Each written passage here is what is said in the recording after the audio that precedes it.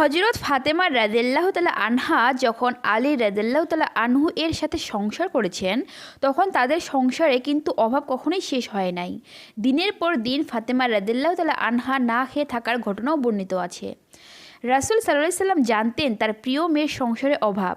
যখন রাসূল সাল্লাল্লাহু আলাইহি সাল্লামের কাছে কোনো কিছুর জন্য যেতেন, বারবার তিনি দুনিয়া আর আখিরাতের মধ্যে দুটা বাছাই করার সুযোগ দিতেন।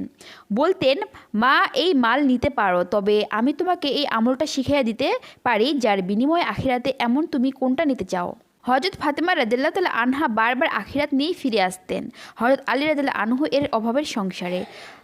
আচ্ছা, আপনারা যে বিয়ের আগে এত রিজিক নিয়ে চিন্তা করেন, আপনাদের কি আখিরাতের কোনো ভয় নাই? আলী রাদিয়াল্লাহু তাআলা আনহু এর সাথে ফাতেমা রাদিয়াল্লাহু তাআলা আনহা এর অভাবেও সংসার করতে পেরেছিলেন, কারণ তাদের ভালোবাসা ছিল এক আল্লাহর জন্য, ভরসা ছিল এক আল্লাহর উপর। জাস্ট ফাতেমা রাদিয়াল্লাহু তাআলা আনহা এর সংসার নিয়ে একটু চিন্তা করুন। শুধু রিজিক, শুধু টাকা, শুধু সম্পত্তি জীবনের সব কিছু না। আসল প্রাপ্য তো সবাই আখিরাতেই পাবে। আসল সুখ তো আল্লাহর উপর ভরসার মাঝে। শুনুন, বিয়ে না করলেই যে আপনার অভাব কম থাকবে এমন নয়, বরং গুরুত্বপূর্ণ হলো নিজের চরিত্রের হেফাজত করা। রিজিকের মালিক তো আল্লাহ। বিয়ের আগেও যিনি কোনো মেয়েকে রিজিক দিতে পারেন, বিয়ের পরেও তার রিজিক সেই মহান রবই দিবেন। আর বাবাদের বলবো, আপনাদের মেয়েকে কি হযরত মুহাম্মদ সাল্লাল্লাহু আলাইহি সাল্লামের আদরের দুলালি ফাতেমা রাদিয়াল্লাহু তাআলা আনহার থেকেও বেশি মর্যাদা সম্পন্ন মনে করেন?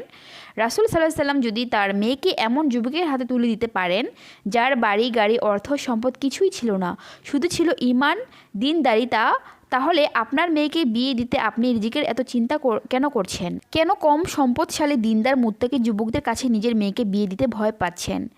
বিয়ের পর আপনার মেয়ে কী খাবে, এই চিন্তা আপনি কেন করছেন? আপনি কি এতদিন তার রিজিক দাতা ছিলেন? আপনার রিজিক কে দেয়?